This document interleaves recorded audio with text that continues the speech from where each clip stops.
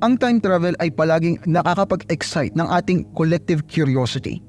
Imagine mo lang ang endless possibilities na ino-offer nito. Maari kang makakita ng epic na labanan, makamit na mga historical figures, at baka mabago pa ang course ng mga events. Ito ay isang amazing na ideya na hindi nagfe-fail na ma-capture ang ating mga imahinasyon. Kapit ka lang dahil mas magiging intriguing pa ito. Imagine this. May isang tao na nagsabi na siya ay nakapag-travel back in time at actually na-witness ang isa sa pinaka-significant event sa kasaysayan ng tao. Ito ang crucifixion ni Jesus Christ. I know, mind-blowing, di ba? So, paano nabuo ang mind-bending claim na ito? Well, nagsimula ito ng mailathalang isang article na nagpapakalat ng balita tungkol sa isang misteryosong device na tinatawag na chronovisor.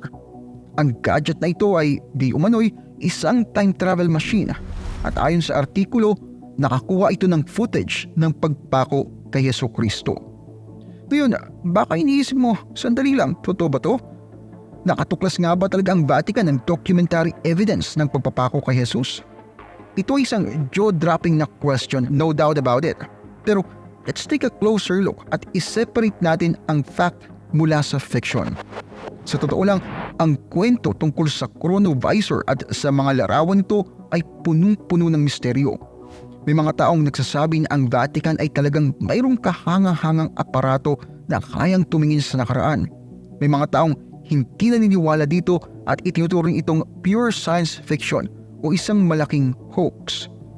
Habang ang ideya ng pag-witness sa crucifixion ni Jesus through a time travel machine ay maaring mapabilis ang tibok ng puso mo, hindi natin masasabi ng sigurado kung ito ba ay totoo o hindi. Pero bago natin simulan, make sure na i-hit mo yung like button at subscribe ang channel ko kung hindi mo pa nagagawa.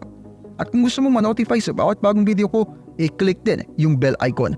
Malaking tulong yun sa akin at sobrang na-appreciate ko yun. Nagawa mo na? Alright, simulan na natin. Si Father Ernetti ay hindi isang ordinaryong pari. Siya ay isang tunay na Renaissance man, isang iginagalang na Roman Catholic priest, isa rin siyang eksperto sa exorcism, bihasa sa Gregorian chants at isang kilalang biblical scholar. Kumbaga, malupit siya sa maraming bagay. Si Father Ernetti ay maraming tagasunod na dumudulog sa kanya para sa gabay at inspirasyon. Ang kanyang katanyagan bilang isang bihasang exorcist mula sa Venice ay kumalat sa malayo at malapit.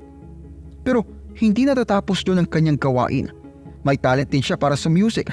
Para kang nasa langit kapag pinakinggan mo ang kanyang magagandang renditions ng Gregorian chants. Pero dito na nagbago ang mga bagay mula sa ordinaryo patungo sa kakaiba. Prepare yourself dahil itong si Father Ernetti ay may ilang kakaibang mga sinabi. Isipin ninyo to, matapang niyang sinabi na siya ay bahagi ng isang grupo na nag-imbento raw ng isang time travel machine. Oo, tama ang narinig niyo, isang time travel machine. Ang time travel hanggang ngayon ay isang bagay na pangarap lang ng sci-fi. Ito ay isang uri ng bagay na nakikita mo lang sa mga pelikula tulad ng Back to the Future o Doctor Who. Pero si Father Ernetti ay hindi nagbibiro. Pinanindigan niya ang makina na ito at tinawag na chronovisor. Ito ay nagpapahintulot daw sa kanya na makita ang pagpako kay Jesucristo ng personal. Para mas lalo pang uminit ang usapan, isang larawan ang inilabas na nagpapakita kay Jesucristo na nasa krus. Isang larawan na sinabi ni Father Ernetti na kinuha gamit ang makapangyarihang chronovisor. Matapos nito, hindi na mapigilan ng mga tao na pag-usapan ang nakakabiglang litrato at ang aparato.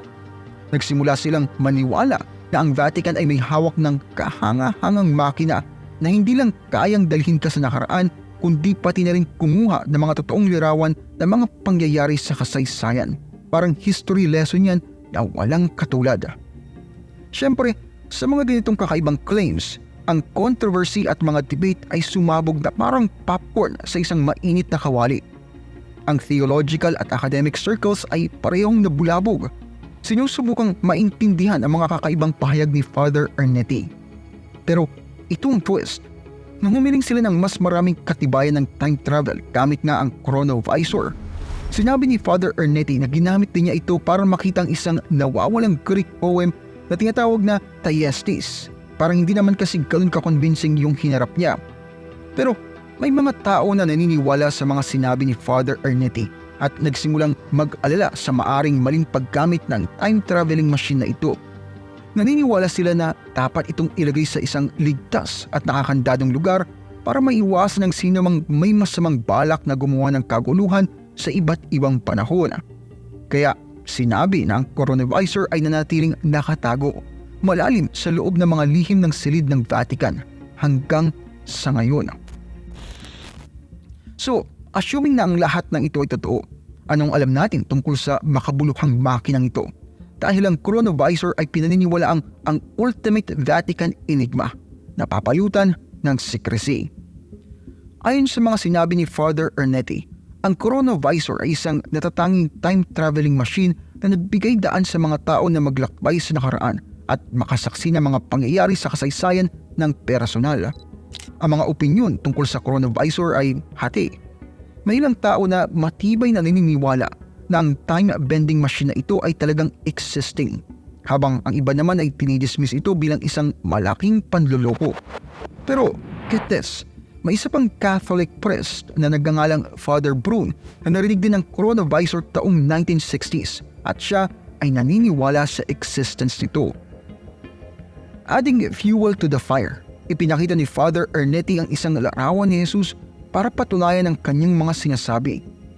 Nakita ng mga naniniwala ang coronavisor bilang isang bintana sa nakaraan na nagpapahintulot sa mga tao na masdan ng mga pangyayari sa kasaysayan, pero hindi makialam sa mga ito. Para kang nanonood ng isang nakakakilig na pelikula pero hindi ka pwedeng tumalon sa screen at sumali dito. Gayunpaman, dito na kasi nagkaroon ng twist.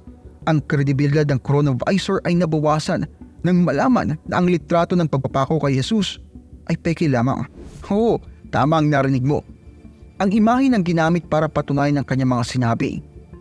Lumalabas na ito ay isang palitan na bersyon ng isang karaniwang postcard. Aray, ang saklap naman nun.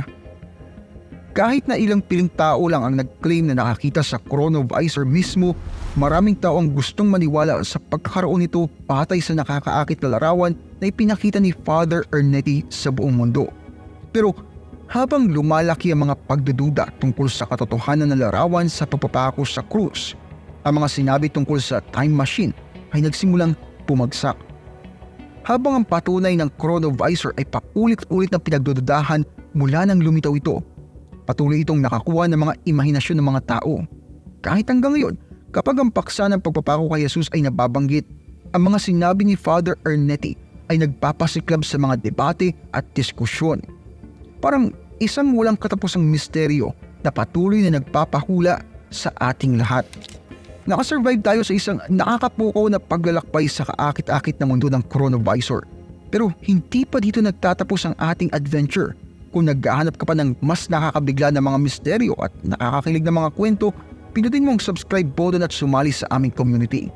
Bawat linggo, sinisilip natin ang malalim na sikreto ng kasaysayan. Binubuksan ang mga enigmatic stories at tinatalakay ang mga kahangahangang realms of the unknown. Mula sa mga lihim ng Vatican na hindi alam ng marami hanggang sa mga itinatago ng universe. Kaya huwag mong palampasin ang susunod na nakakabighaning episode. Pindutin mo na ang notification bell at maging ang unang makasama namin sa paglalakbay sa panahon. Salamat sa panonood at kita-kits tayo sa next video.